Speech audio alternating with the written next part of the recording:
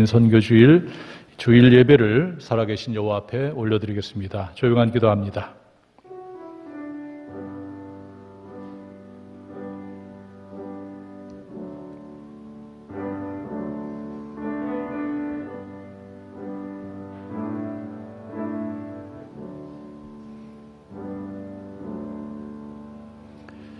여호와는 은혜로우시며 긍휼이 많으시며 노하기를 더디하시며 인자하심이 크시도다. 여호와께서는 모든 것을 선대하시며 그 지으신 모든 것에 긍휼을 베푸시는도다. 여호와여, 주께서 지으신 모든 것들이 주께 감사하며 주의 성도들이 주를 송축하리이다. 사랑과 은혜가 풍성하신 여호와 하나님, 오늘 거룩한 주일을 맞아서 오늘도 자택에서 또는 이곳에서 하나님 앞에 예배를 드리게 하시니 감사를 드립니다. 어느 곳에 있든지 하나님 앞에 진정으로 나가는 예배자들을 하나님께서 기뻐하시고 오늘도 큰 은혜와 복으로 채워주시옵소서. 삶에 힘겨운 인생들, 슬픔당한 인생들, 무거운 인생의 짐에 힘겨워하는 인생들, 오늘 하나님 앞에 예배자로 섰사오니 하나님께서 기억하시고 큰 위로와 힘과 용기를 부어 주시옵소서. 예수님의 이름으로 기도하옵나이다. 아멘. 여러분들을 예배로 초청합니다. 여호와 하나님은 창조주이시며 생명의 주권자이시며 복의 근원이십니다. 예배를 기뻐하시며 예배를 통하여 치유와 회복 그리고 복을 주시기를 원하시는 하나님께 영과 진리로 나오십시오. 아멘. 주 예수님의 십자가의 보혈을 의지하고 여호와 하나님께 예배자로 나아갑니다. 찬송가 36장으로 하나님께 경배 찬송 올리겠습니다.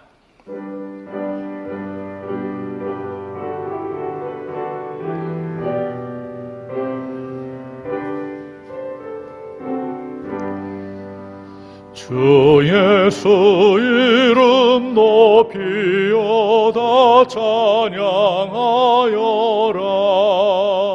금멸유관을 들여서 만유의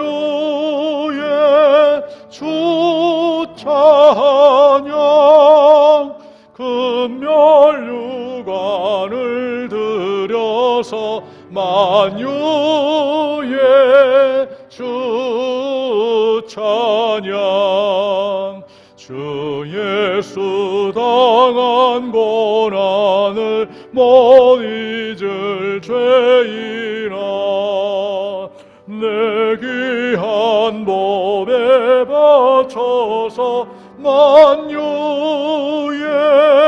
주 찬양. 내 귀한 몸에 바쳐서 만유의 주 찬양.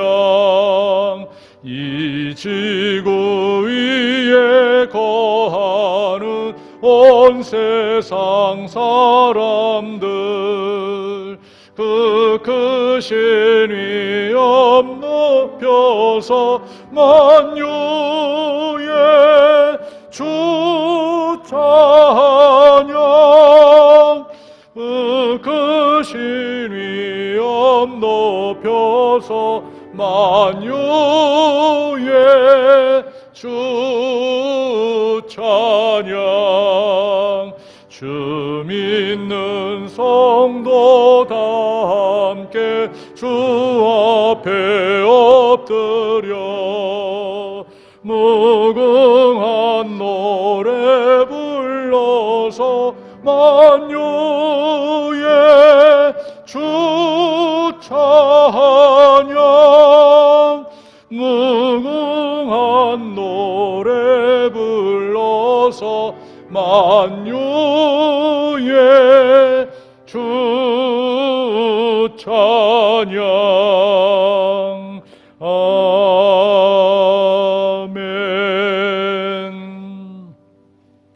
교독문 85번 요한 1서 4장에 있는 말씀을 교독합니다. 사랑하는 자들아, 우리가 서로 사랑하자. 사랑은 하나님께 속한 것이니 사랑하지 아니하는 자는 하나님을 알지 못하나니 하나님의 사랑이 우리에게 이렇게 나타난 바 되었으니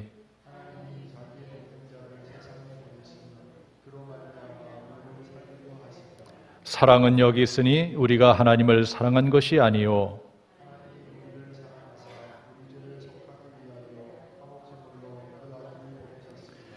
사랑하는 자들아 하나님이 이같이 우리를 사랑하셨은즉 어느 때나 하나님을 본 사람이 없으되 만일 우리가 서로 사랑하면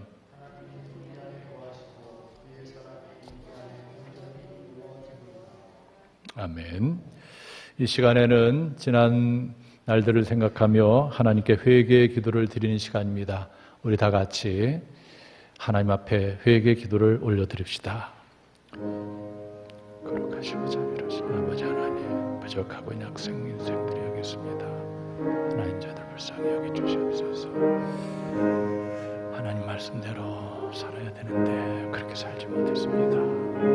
아직도 육신의 정욕과 세상의 탐욕, 이생의 자랑 때문에 하나님의 말씀을 방번에 저버렸던 저들을 불쌍히 여겨주시옵소서.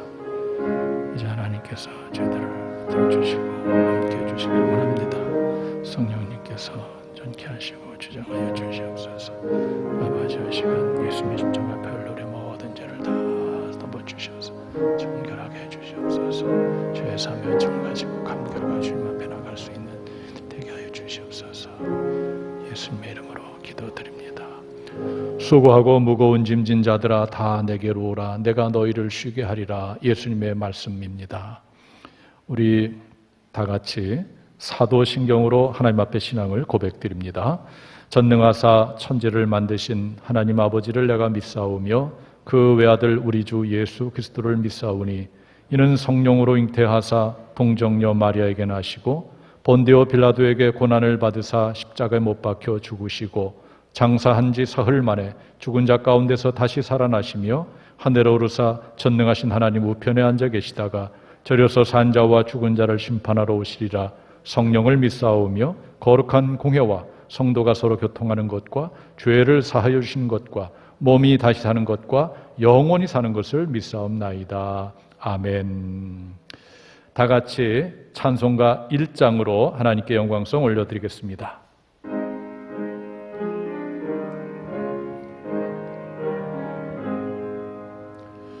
만복의 근원 하나님 온 백성 찬송 드리고 저 천사여 찬송하세 찬송 성부 성자 성령 아멘.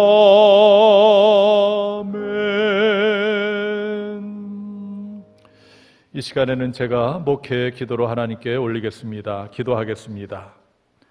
온 우주 만물을 지으시고 모든 것을 주관하시고 다스리시는 여호와 하나님, 오늘 이렇게 코로나19 사태의 어려움 중에도 거룩한 주일을 맞아 각 자택에서 또한 교회 예배당에서 예배를 드리게 됨을 진심으로 감사드리며 모든 영광을 존귀하신 하나님께 올려드립니다. 지난 주일은 부활절 예배를 드리며 주님의 부활을 찬양하며 부활의 의미를 되새기며 부활의 소망을 갖게 하셨음을 진심으로 감사를 드립니다. 주님, 먼저 이 시간 주님 앞에서 지난 한 주간의 삶을 성찰해 볼 때에 주님의 말씀보다 세상의 화려함과 성공주의 그리고 편안함에 끌려 죄된 삶을 살았음을 고백하며 회개합니다. 하나님의 백성들을 긍휼히 여겨 주셔서 예수님의 십자가의 보혈로 덮어주심으로 우리의 모든 죄를 다 씻어주시고 정결케 하시어 하나님의 은혜의 보호자 앞에 담력을 가지고 나가는 저희들 되게 하여 주시옵소서. 주님, 코로나19 사태를 겪는 저희들과 온 세계가 정말 힘들고 어렵습니다. 바라옵기는 코로나 바이러스가 속히 소멸되어 모든 사람들이 온전한 일상으로 돌아오게 하시고 모든 분야가 회복되게 하여 주시옵소서. 특히 코로나 사태로 인하여 마음껏 교회에서 함께 예배를 드리지 못하고 성도 간의 사랑의 교제를 나누지 못하고 계획된 목회와 교회 행사를 온전히 행하지 못하고 있습니다. 이로 인해서 영적인 피로감이 있는 저희들입니다. 주님, 속히 영적인 모든 삶이 온전해질 수 있도록, 그 모든 것이 온전해질 수 있도록 하나님께서 친히 역사해 주시옵소서. 또한 장기화되는 이 사태 속에서 믿음이 흐트러지지 않게 하시고 더욱 주님과 깊은 관계를 가짐으로 자신의 신앙을 냉혹히 점검하며 더 깊은 신앙인으로 성숙하게 하여 주시옵소서. 오늘 특별히 장애인 선교주를 맞았습니다. 선천적으로 또는 후천적으로 장애를 입고 힘겹고 어려운 삶을 살아가는 장애인들을 하나님께서 사랑하여 주시고 그 마음을 어루만져 주시기를 원합니다. 주님의 사랑과 도우심으로 하나님이 보시기에 아름답고 가치 있는 삶, 하나님의 뜻을 이루는 삶을 살게 하여 주시옵소서. 저희 하나님의 백성들도 주변의 장애인들을 존중하고 사랑하고 주님의 사랑으로 저들의 손을 붙잡아주고 힘과 용기를 주는 삶을 살아가게 하여 주시옵소서. 주님, 장원교회를 위해서 기도드립니다. 120년의 유구한 역사를 가진 저희 교회가 금년도 교회표처럼 주님이 기뻐하시는 교회다운 교회를 이루게 하여서 지역의 수많은 영혼들을 구원하고 삶에 지치고 쓰러지고 넘어진 자들에게 참 위로와 소망 그리고 치유와 회복의 교회가 되게 하여 주시옵소서. 주님, 지난주에 선출된 제21대 국회의원들에게 하나님을 경외하는 믿음을 주시고 하나님의 뜻에 합당한 나라를 이루는 데 최선을 다하게 하시고 국민을 위하는 정치를 하게 하여 주시옵소서. 또한 낙선한 이들에게도 위로와 힘과 용기를 부어 주시옵소서. 주님, 장원교회 성도들의 인생과 가정을 위해서 기도드립니다. 이 어려운 때에 귀한 성도들이 건강하고 평안하며 계획하고 원하는 일들이 형통케 하여 주시옵소서. 특히 뜻하지 않은 일로 또 갑작스러운 일로 인해서 슬퍼하고 힘겨워하는 성도들도 있사오니 하나님 붙들어 주시옵소서. 주님의 손을 붙잡고 다시 일어나서 새롭고 복된 인생의 길을 시작하게 하여 주시옵소서. 오늘 이 종의 마음과 생각 그리고 입술을 주장하여 주셔서 하나님의 능력의 말씀을 선포하여 온 성도들이 은혜와 힘을 받게 하여 주시옵소서. 이 모든 말씀을 우리를 죄 가운데서 구원하시고 복된 길로 인도하시는 예수님의 거룩하신 이름 받들어 간절히 목회의 기도를 올려드리옵나이다. 아멘.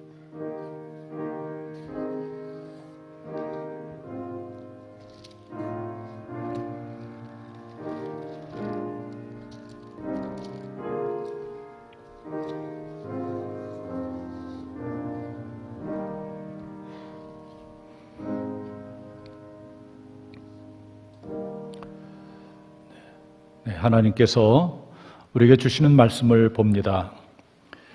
신약성경 야고보서 4장 11절부터 12절과 요한일서 4장 19절부터 21절까지의 말씀입니다. 제가 하나님의 말씀을 받들어 읽겠습니다.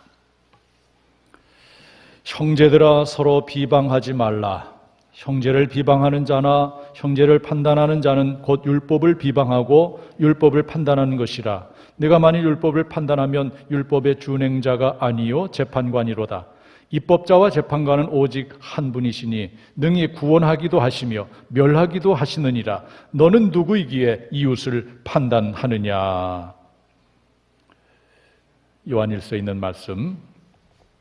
우리가 사랑하면 그가 먼저 우리를 사랑하셨습니다. 누구든지 하나님을 사랑하노라 하고 그 형제를 미워하면 인 거짓말하는 자니 보는 바 그 형제를 사랑하지 아니하는 자는 보지 못하는 바 하나님을 사랑할 수 없느니라. 우리가 이 계명을 주께 받았나니 하나님을 사랑하는 자는 또한 그 형제를 사랑할지니라.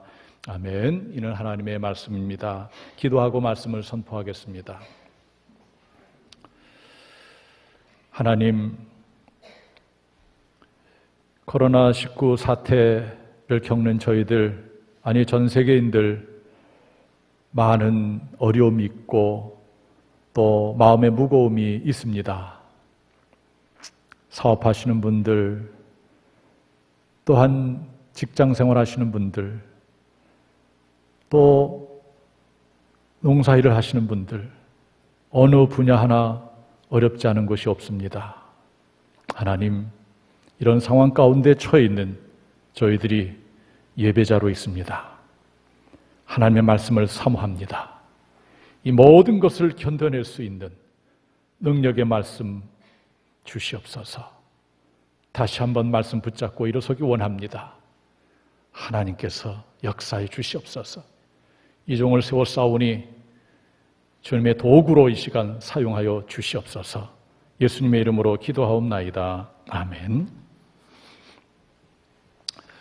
오늘 이렇게 거룩한 주일을 맞아서 이 시간에도 자택에서 또 이곳에서 예배를 드리고 있는 여러분들에게 하나님의 놀라운 사랑과 은혜와 평강이 충만하기를 주님의 이름으로 축원합니다.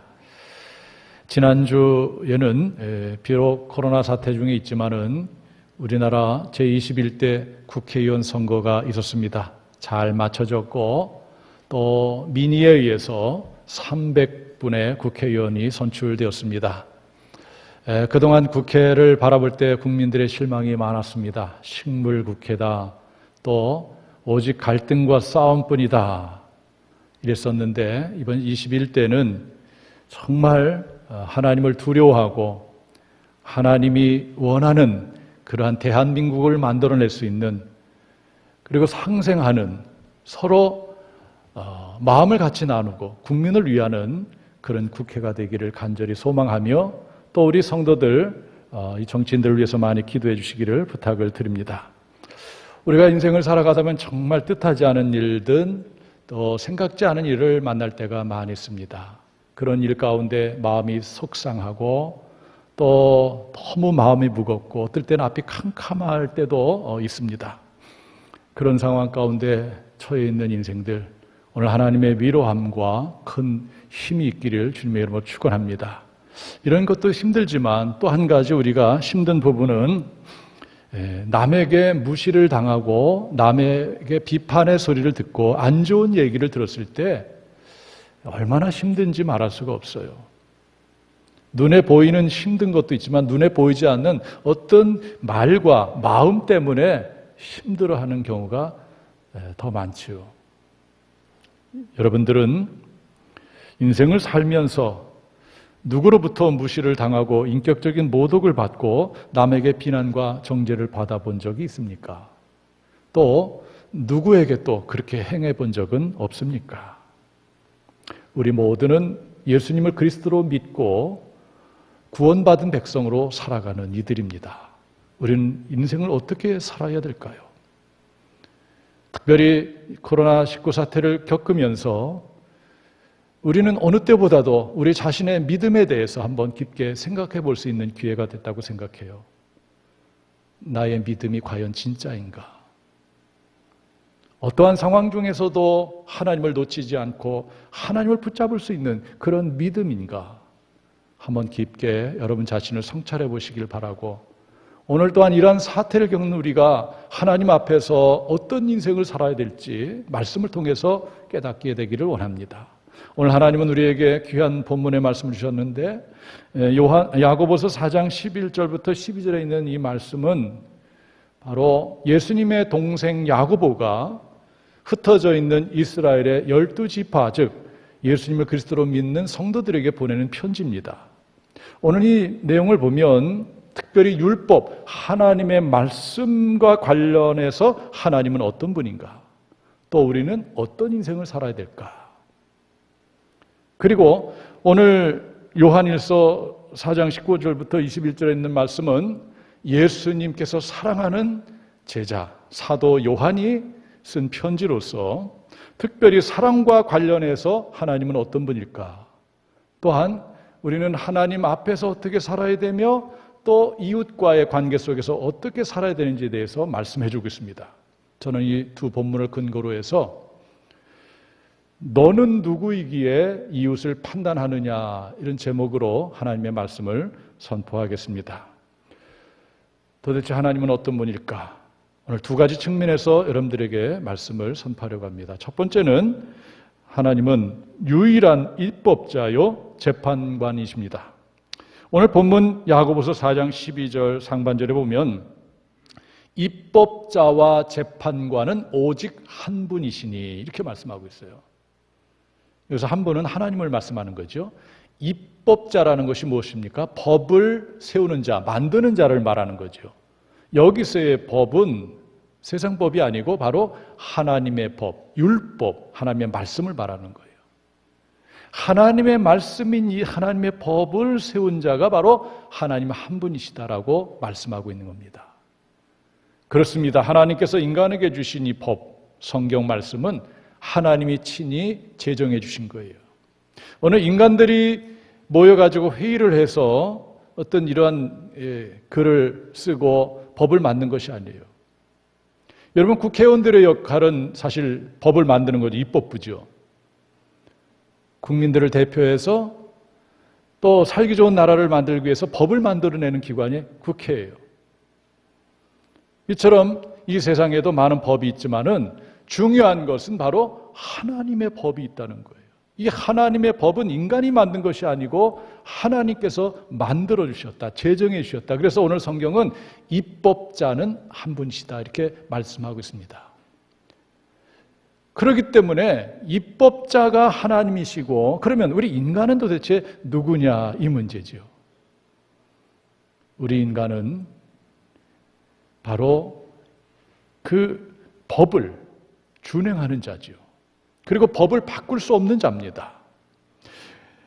베드로후서 1장 20절 21절에 보면 먼저 알 것은 성경의 모든 예언은 사사로이 풀 것이 아니다.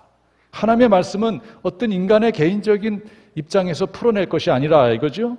그러면서 예언은 언제든지 사람의 뜻으로 낸 것이 아니요 오직 성령의 감동하심을 받은 사람들이 하나님께 받은 거예요. 말한 것이다. 성경에 있는 말씀은 하나님께 받아 기록한 것이기 때문에 하나님이 제정한 것이다. 입법자는 하나님 한 분이시다. 그러므로 우리는 이 법을 바꿀 수가 없습니다. 고칠 수가 없어요. 그래서 오늘 야고보 기자는 야고보서 4장 11절에 내가 만일 율법을 판단하면, 하나님의 법을 판단하면 율법의 준행자가 아니요 재판관이다 이렇게 말해주고 있어요.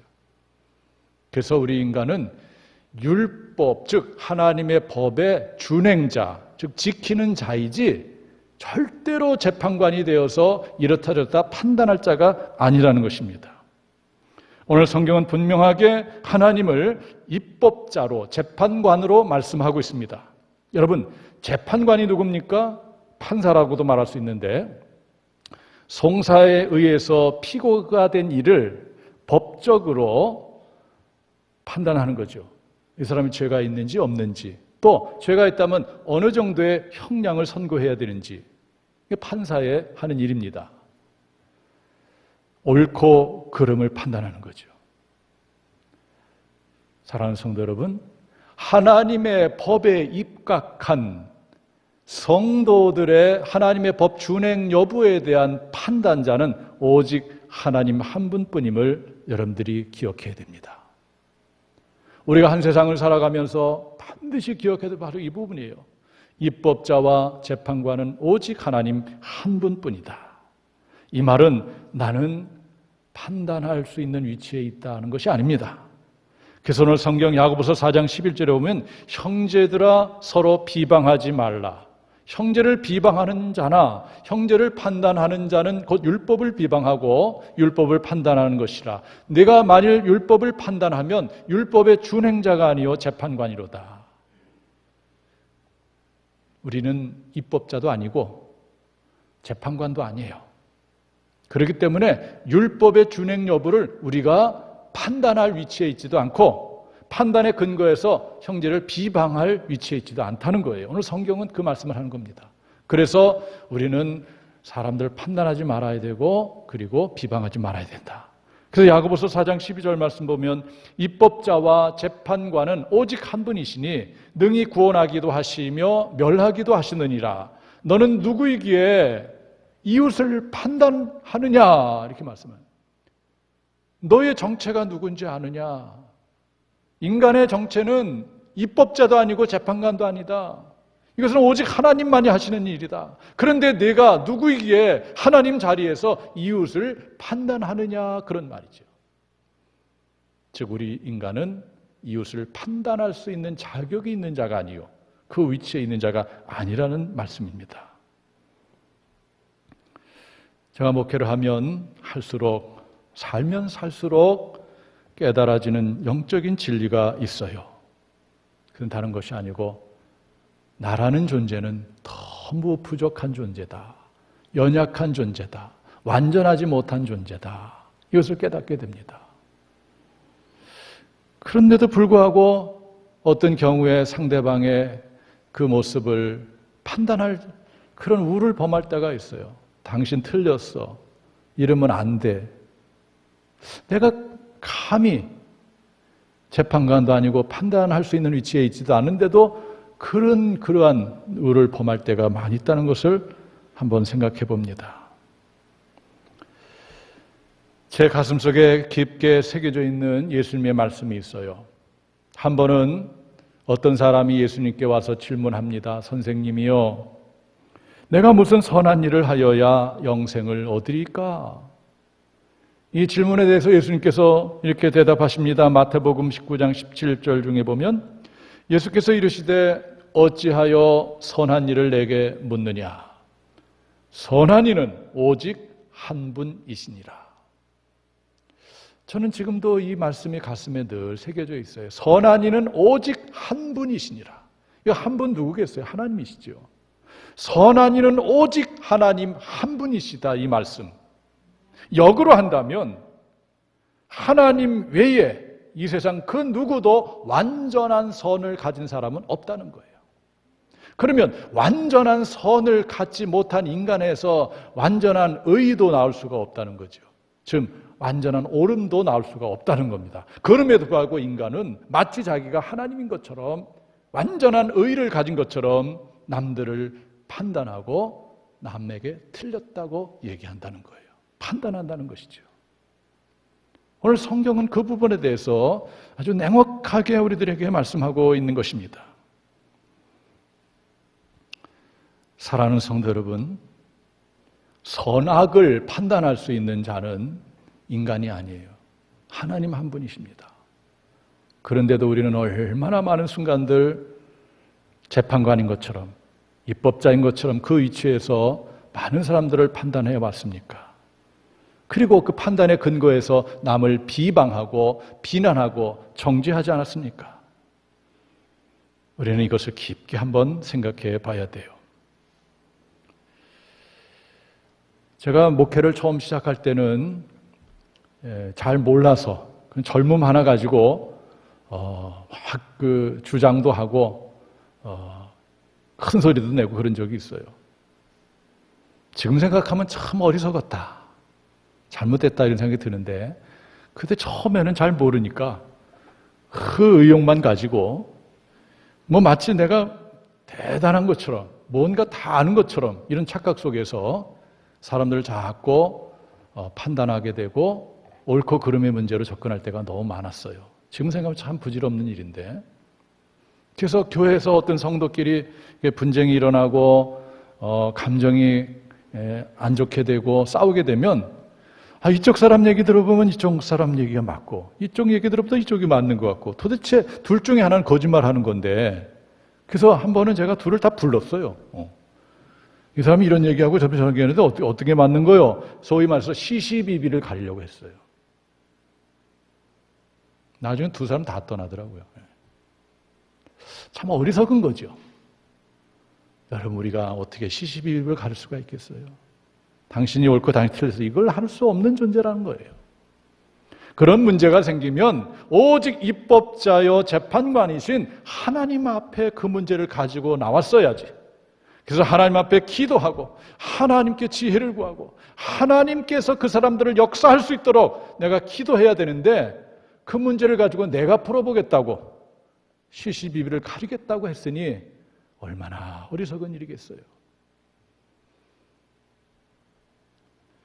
그래도 그때보다는 지금 많이 그래도 나아진 거죠.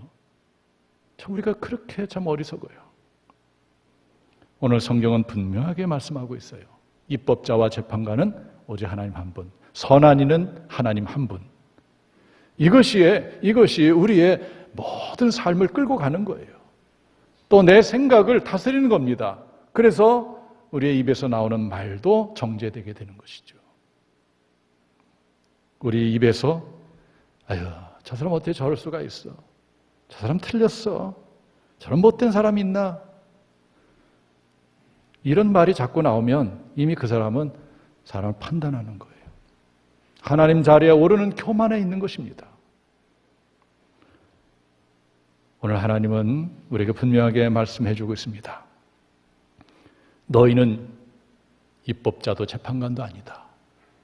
너에게서 완전한 선이 나올 수도 없다. 그러므로 교만하게 하나님의 자리에 있지 말아라. 너는 누구이기에 이웃을 판단하느냐? 오늘 이렇게 말씀하고 있는 것입니다.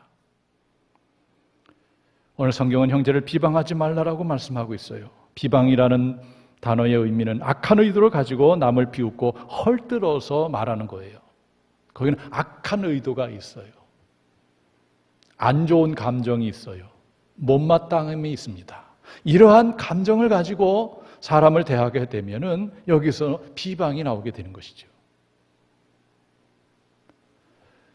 잠언 18장 13절에 보면 사연을 듣기 전에 대답하는 자는 미련하여 욕을 당한다. 세번역은 다 들어보지도 않고 대답하는 것. 다시 말해서 상대방 이야기를 다 안 들어보고 그냥 대강 들은 것 가지고 남에게 들은 것 가지고 그 사람을 판단하고 비난하고 비판하는 것. 이것은 잘못됐다는 것이죠. 사람들은 살아가면서 상대방의 이야기를 잘 들으려 하지 않습니다. 또 듣고 싶은 것만 들으려고 해요. 그리고 내 말이 앞설 때가 너무 많아요. 어떤 노부부가 있었어요. 그런데 아내가 생일을 맞게 되자 남편이 아내에게 묻습니다. 여보, 당신 생일이 언젠데 내가 선물하고 싶은데 무슨 선물을 했으면 좋겠어? 이때 아내가 얘기해요. 저는 다른 선물 다 필요 없어요. 한 가지만 해주면 돼요. 그 뭐요? 내 생일날 당신이 나하고 2시간만 같이 있어줬으면 좋겠어. 그거 뭐 어렵지 않지 뭐. 생일이 되었어요. 이제 부부가 한 방에 들어가서 2시간을 같이 있게 되는데 아내가 남편에게 말합니다. 이제 당신은 나에게 2시간을 생일 선물로 주는데 조건이 있어. 내가 얘기하는 것을 듣기만 하오. 그리고 그 말에 대해서 마저 당신이 오라 이 말만 하시오. 다른 말 하지 말고. 그거 쉽지 뭐 듣기만 하고 오라 이런 말만 하면 되니까. 아내가 이야기를 시작합니다. 남편이 듣다가 그건 아니고 그건 그런 게 이렇게 뛰어들기 시작했어요. 그때의 아내가 당신 나하고 약속했잖아. 듣기만 하고 말한다면 옳다라고만 해달라고 그랬잖느냐. 그랬지. 그래서 또 말을 합니다. 더 남편은 또 참지 못하고 화가 나면서 그건 아니라고 또 얘기를 하기 시작해. 부인은 또 그러면 안 된다. 그래서 참고 화나는 걸 참고 말하고 싶은 걸 참고 어느 정도 참고 하는 중에 한 30분, 1시간 흐르면서 남편이 깨닫기 시작합니다. 내가 지금까지 살아오면서 아내의 마음을 너무 몰랐구나. 내 아내가 이런 생각을 하고 있었구나. 이런 마음을 가지고 있었구나. 듣다 보니까 아내의 속에 있는 게 다 나오는 거예요. 그동안 겪었던 상처와 아픔과 고민, 이 모든 것이 다 나오는데 남편은 상상할 수도 없는 그런 일이에요. 내 아내가 그동안 이렇게 살아왔구나. 그러니까 한 번도 아내의 말을 들어볼 기회가 없었던 거예요. 그냥 아내가 조금 말하면 그건 뭐 아니야 틀렸어 이렇게 핀잔이나 주고 그랬던 거예요. 진지하게 아내의 말을 한 번도 들어보지 못했는데 꾹꾹 참으면서 들어보니까 그때 비로소 아내가 어떤 마음을 가지고 있는지를 알게 됐다는 거예요. 그러면서 어느새 남편의 눈에는 눈물이 흐르면서 아내 손을 꼭 잡고 여보 내가 잘못했어. 나를 용서해주고 그랬다는 거예요. 여러분 우리가 참 인생을 살아가면서 상대 얘기를 잘 안 들으려고 해요. 내 얘기만 하려고 하고, 그리고 상대방은 늘 틀렸다고 생각할 때가 너무 많습니다. 나는 판단한 판단자가 아니에요. 독일의 성서 주석가 벵겔은 명확한 지식과 사랑과 필요 없이는 비판하지 말라라고 했어요. 정말 명확한 지식, 그리고 사랑이 없다면 판단하지 말아라, 비판하지 말아라. 그러니까 사랑이 결여된 어떤 판단은 문제가 되기 쉽습니다. 저도 살아보니까 사람이라는 존재는 죄인이기 때문에 이 죄의 속성상 그 탐욕이 있어요. 이기적인 마음이 있어요. 자기중심적입니다. 그래서 완전히 자기를 객관화시킬 수가 없어요. 자기의 선입견이 들어갑니다. 그래서 어떤 경우라도 완전한 옳고 그른 판단, 자유로울 수가 없습니다. 내 생각이 들어가야 되고 나의 선입견이 들어가야 되기 때문에 그렇습니다. 그런 우리가 어떻게 남을 판단할 수가 있겠어요?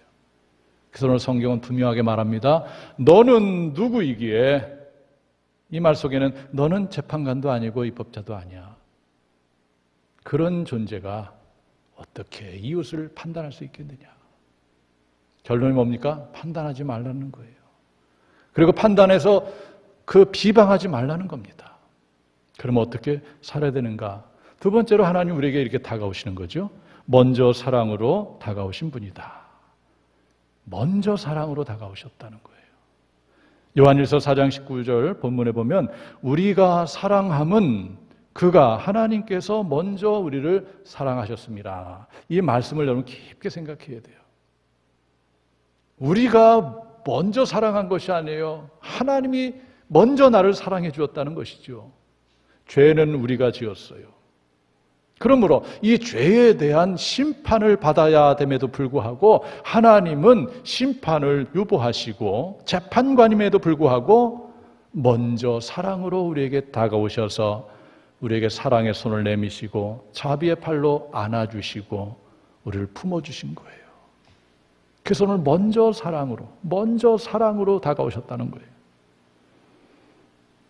우리는 앞서 말씀드린 것처럼 어떠한 상황에도 우리는 나의 의를 드러내고 상대방이 틀렸다는 그런 논리로 접근하기가 쉽습니다.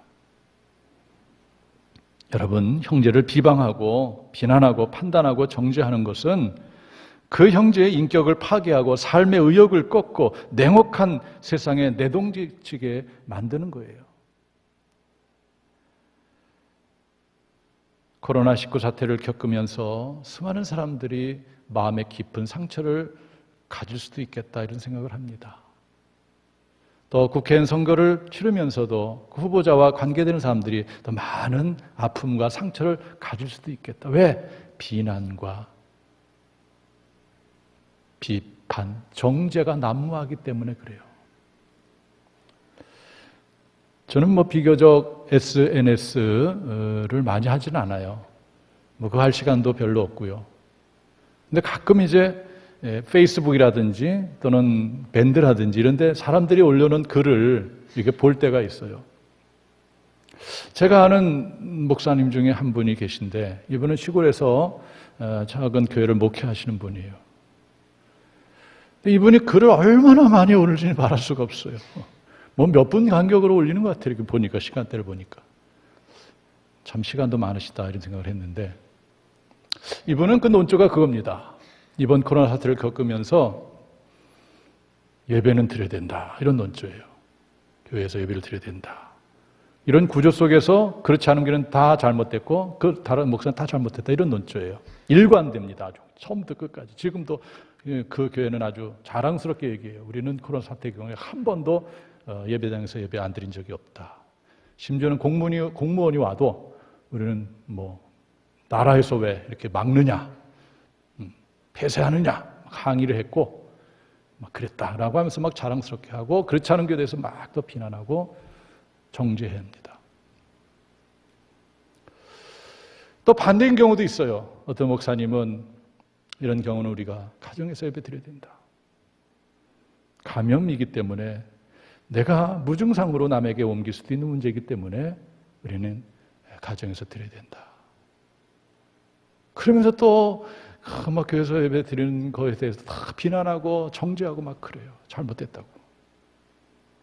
제가 극단적으로 양쪽의 그런 모습을 바라보면서 두 가지의 공통점을 확인했습니다. 하나는 이 사람들은 철저하게 옳고 그름으로 남들을 판단하는구나. 그리고 구조가 그거예요. 나는 옳고 당신은 틀렸다는 구조죠. 또 하나는 사랑이 없구나. 사랑이 없구나. 사랑과 배려, 이것이 없구나.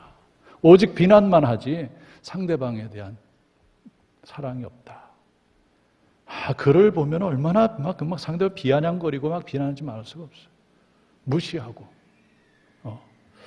저는 그래서 이런 일들을 바라보면서 우리가 어떤 자세를 가져야 될 것인가, 우리가 인생을 살아가면서 어떻게 해야 될 것인가, 오늘 주신 본문의 말씀이 바로 그 대답이에요. 우리는 입법자나 재판관도 아니고요, 그리고 선을 가지지도 않았어요. 완전한 선이 없어요. 그렇기 때문에 오늘 제목처럼 도대체 내가 누구인데 이웃을 판단하느냐 이거죠. 그럴 수 없다는 거예요. 그러면서 하나님이 우리 인간에게 어떻게 대하셨는가를 보여주는 거예요. 하나님이 사랑으로 먼저 우리에게 다가오셨다. 이것을 보여주면서 우리가 어떻게 살아야 될지를 깨닫게 해주신 것입니다. 제 가슴속에 늘 자리 잡고 있는 예수님이 하신 말씀이 있는데 누가복음 6장 37절이에요. 비판하지 말라. 그리하면 너희가 비판을 받지 않을 것이요. 정죄하지 말라. 그리하면 너희가 정죄를 받지 않을 것이요. 용서하라. 그리하면 너희가 용서를 받을 것이요. 여러분들도 이 말씀대로 사시기 바라요. 비판하지 마세요. 정죄하지 마세요. 용서하세요. 예수님이 하신 말씀이에요. 이 말씀을 그대로 가슴에 간직하고 우리가 인생을 살아가야 되는 것입니다. 오늘 사도 요한은 이런 말씀을 남겨두었습니다. 요한일서 4장 20절에 보면 누구든지 하나님을 사랑하노라 하고 그 형제를 미워하면 이는 거짓말하는 자니 보는 바 그 형제를 사랑하지 못하는 아니하는 자는 보지 못하는 바 하나님을 사랑할 수 없다. 이 말씀이에요. 하나님은 눈에 보이지 않습니다. 그런데 우리 형제들은 눈에 보여요. 눈에 보이는 형제를 사랑하지 않는 자가 눈에 보이지 않는 하나님을 사랑한다고? 이건 거짓말이다. 그런 말이에요. 여러분, 하나님께서 정말 하나님 자신을 얼마나 사랑하는 있는 그 척도를 바로 이 형제 사랑에 두고 있어요. 형제 사랑하지 않는 자는 하나님 사랑하는 것이 아니라고 말씀해주고 있고, 요한일서 4장 21절에 보면 우리가 이 계명을 주께 받았나니 하나님을 사랑하는 자는 또한 그 형제를 사랑할지니라. 우리 인간은요, 형제를 사랑하는 것이 우리의 몫이에요. 형제를 미워하지 말고 형제를 사랑하라. 정말 이 말씀을 순종하면서 살아가시길 바라요. 가족, 남편을 미워하지 말고 사랑해요. 아내를 미워하지 말고 사랑해야 되고, 자녀들 사랑해야 되고, 부모님 사랑해야 되고. 여러분, 비방에는 악한 의도가 있다고요. 악한 감정이 있다고 그랬어요. 사람을 못마땅하게 여기는 그런 마음, 여기에서 모든 악이 나온다는 사실을 여러분들 기억해야 돼요. 내 마음 속에 어떤 사람을 못마땅하게 여기는 그 마음이 있는 한은 이 속에서 나쁜 것이 나와요. 악이 나올 수밖에 없고 비난과 정죄가 나올 수밖에 없어요. 그러므로 여러분들의 마음밭이 늘 착하고 선하고 남을 위하는 마음이 있기를 주님의 이름으로 축원합니다. 형제를 미워한다. 이 감정에서 나오는 것은 모든 것이 악한데 어디까지 가느냐? 요한일서 3장 15절을 보면 그 형제를 미워하는 자마다 살인하는 자니 살인하는 자마다 영생이 그 속에 거하지 아니한 것을 너희가 아는 바라. 형제를 미워하는 자마다 살인하는 거다 이렇게 말해주고 있어요. 미움의 감정에서 나오는 것이 이렇게 악하다는 거예요. 인터넷 신문을 보면 댓글이 있어요. 댓글. 종이신문은 댓글을 달 수 없지만 인터넷 댓글이 있습니다. 이 댓글을 보면은 오늘날 사람들이 얼마나 마음이 강팍해져 있는가를 알 수가 있어요. 자기 생각과 틀린 어떤 사람에 대해서는 얼마나 비난하고 정죄하는지 말할 수 없어요. 저주를 퍼붓습니다. 그래서 이걸 소위 악플이라죠. 이걸 보고서 얼마나 많은 사람들이 상처를 받고 심지어는 그것 때문에 목숨을 끊는 경우도 얼마나 많아요. 그러니까 이 미움의 감정에서 나오는 그것이 사람을 죽인다는 거죠. 살인한다는 겁니다. 사람이 마음이 꼬여 있는 사람들이 많아요. 늘 화가 나 있는 사람들이 많습니다.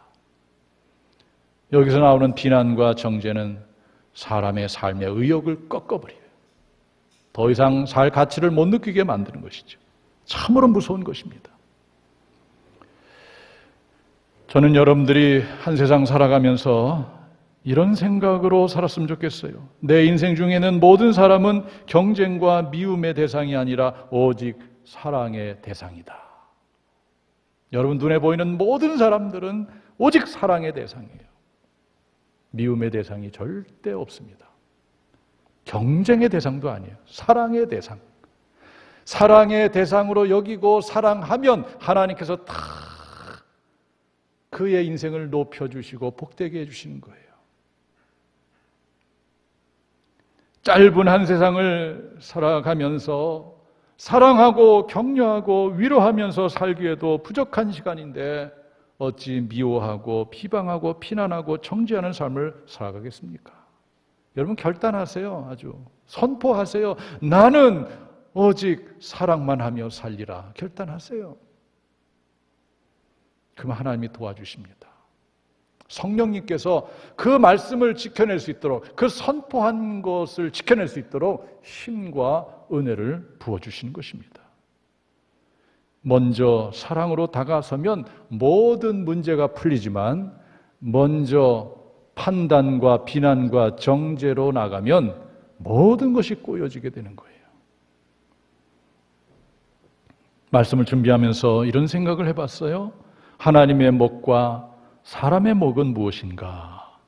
판단, 심판, 원수 갚는 것, 기도의 결과는 하나님의 몫이고 사랑하고 격려하고 위로하는 것, 순종하는 것은 나의 몫이다. 하나님의 몫은 하나님께 맡기세요. 그리고 여러분들의 몫은 여러분들이 감당해야 되는 거예요. 이걸 뒤바뀌면 안 되는 것입니다. 여러분이 재판관의 위치에, 입법자의 위치에 올라가면 안 되는 거예요.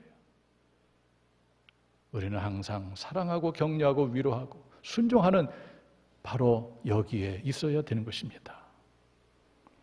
남에게 대해서 비난하고 정죄하는 것도 안 되지만 자기 자신에 대해서 너무 비난하고 정죄하고 자학하는 것도 옳지 않습니다. 어떤 사람은 인생을 살아가면서 나같이 못난 놈이 어디 있나? 나는 이런 인생을 살아왔는가? 늘 후회하는 사람들도 있어요. 그리고 자기를 자학해요. 그러나 여러분들, 믿는 사람들은 그렇게 해서는 안 됩니다. 지금까지 지내온 것 주의 크신 은혜라. 그래요. 힘들고 어려운 일도 있었지만은 지금까지 지내온 것이 주님의 은혜라고 고백할 수 있는 사람. 또 나름대로 여러분들 열심히 살아오지 않았습니까? 내 계획대로 안 된 일도 많지만 나름대로는 열심히 살아온 자신에 대해서 응원하고 격려해 줄 줄 알아야 돼요. 그래서 제가 한번 문구를 준비해 봤어요. 지금까지 잘 해왔어.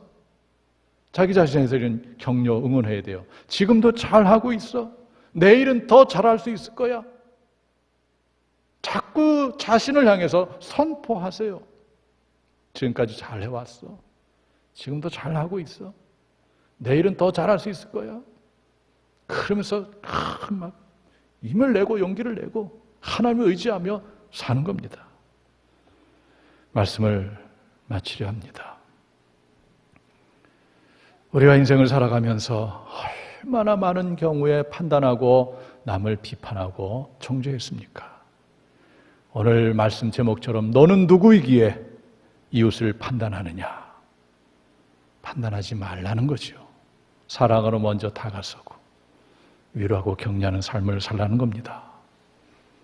이렇게만 살면 얼마나 좋겠어요. 결단하세요. 나 이렇게 살아보겠다. 그리고 기도하세요. 그럼 하나님께서 힘 주시고 능력을 주실 것입니다. 여러분들의 입술에서는 항상 사랑이 나오고 위로와 격려가 나오는 그런 말을 하는, 오직 사랑만 하며 살아가는 최고의 인생을 사시길 주님의 이름으로 축원합니다. 기도하겠습니다. 하나님, 저희들은 하나님 앞에서 어떤 삶을 살아야 될지 말씀을 통해서 깨닫게 하셨습니다. 우리는 절대로 입법자도 재판관도 아니, 완전한 선을 가진 자도 아니라는 사실을 늘 기억하게 하여 주시옵소서. 하나님은 사랑으로 우리에게 다가오셨습니다. 그리고 명령하셨습니다. 형제를 미워하지 말라, 비방하지 말라, 판단하지 말라, 그리고 서로 사랑하라. 이 말씀을 가슴에 간직하고 하나님의 도움을 청하여 하나님의 도움을 받고 말씀대로 살게 하여 주시옵소서. 예수님의 이름으로 기도하옵나이다. 아멘. 이 시간에는 봉헌 시간입니다. 찬송가 220장 1절만 부를 텐데요. 각 가정에 계신 분들은 이 시간 봉헌하시고요. 여기 계신 분들은 아마 들어오실 때 다 봉헌했으리라 생각합니다. 안 하신 분들은 나갈 때 봉헌하시면 되겠습니다. 사랑하는 주님 앞에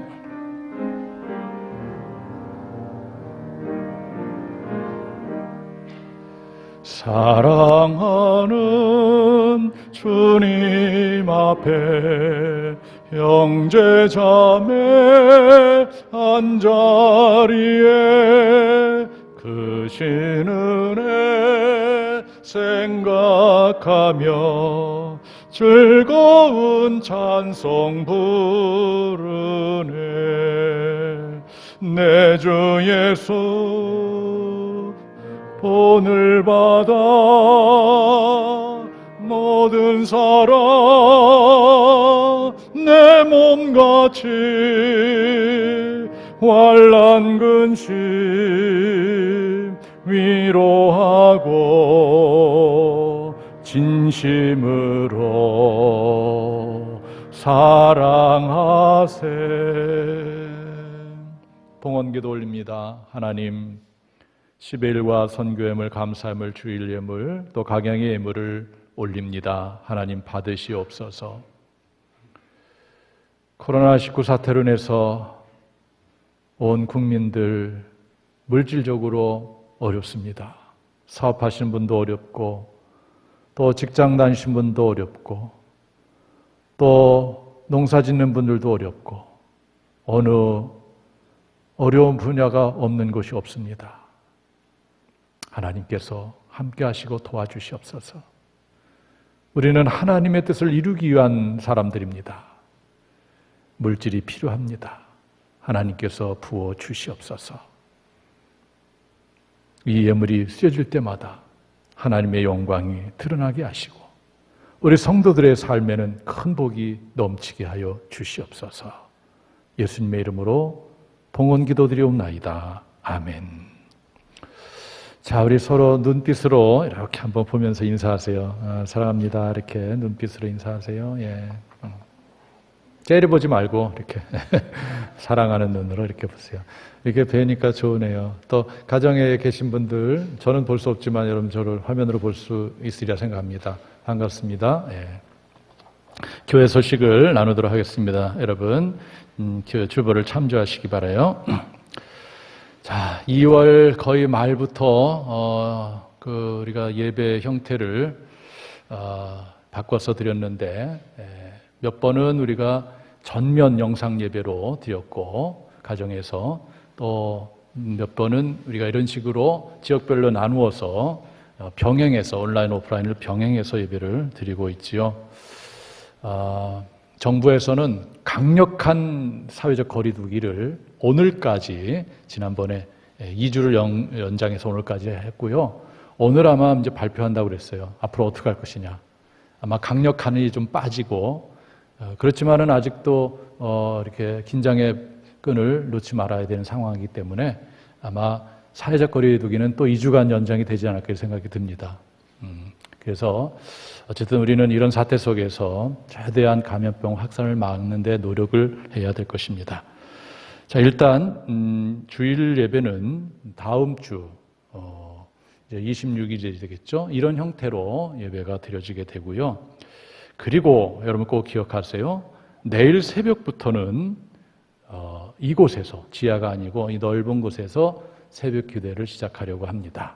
이제는 어느 정도 우리가 감염 수칙만 지켜낸다면 가능하다고 판단이 들어요. 그래서 여러분들 언제 새벽 기도를 나갈까 막 기다렸던 분들이 다죠. 그러니까 내일부터니까 그 번호표에 있는 그 자리에 앉으면 돼요. 여러분들 그냥 번호표만 있는 그 자리에 자연스럽게 앉아서 새벽 기도하고 들어가시면 되겠어요. 그냥 왔다만 가도 감사하겠어요. 그러니까 습관이 참 무서운데요. 내일 새벽부터 일어나려면 또 여러분들 다시 한번 회복하고 기도로 모든 것을 이겨낼 수 있게 되기를 간절히 바라겠습니다. 내일 새벽부터는 대예배지에서 새벽 기도가 시작된다라는 것을 기억하시고 많이 참석하시기 바랍니다. 그리고 주일 오후 예배는 우리가 4월 달까지는 다음 주까지는 드리지 않고요.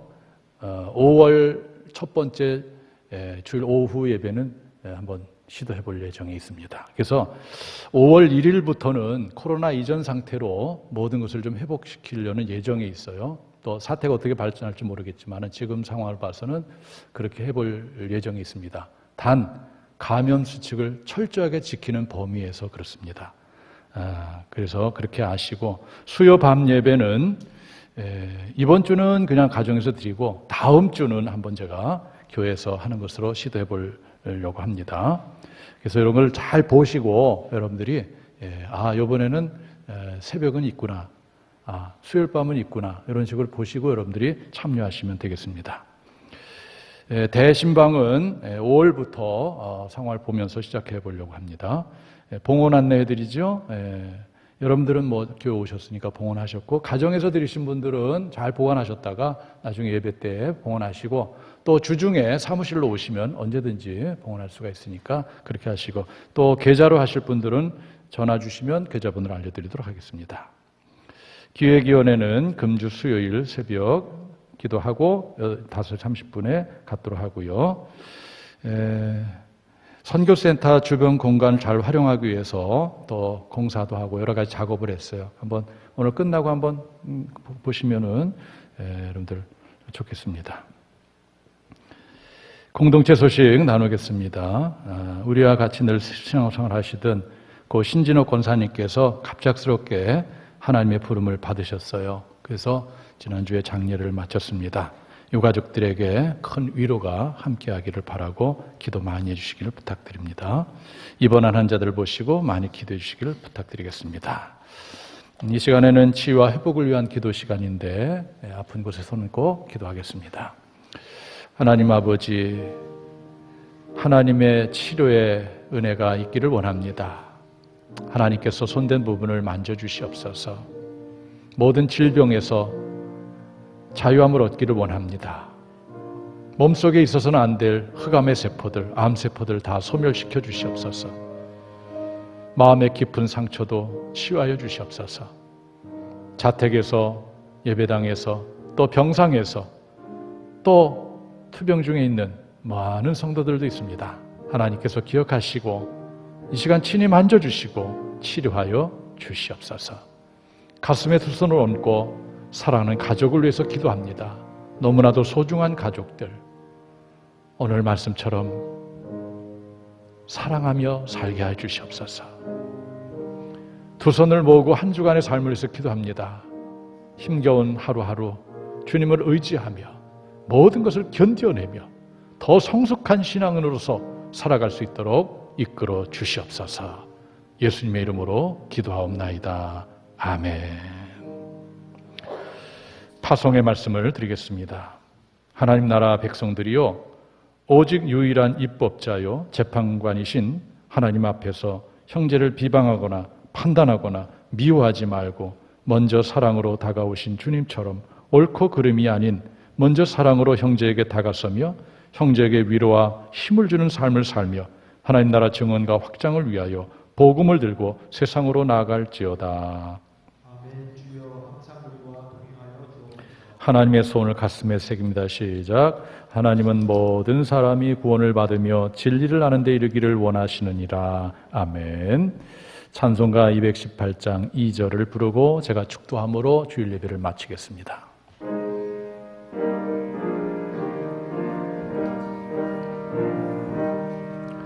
널 미워 해치는 원수라도 언제나 너 그렇게 사랑하라. 널 핍박하는 자 위에서도 신실한 마음으로 복을 빌라. 주께서 우리에게 명하시니 그 명령 따라서 살아가리. 아멘. 축도하겠습니다.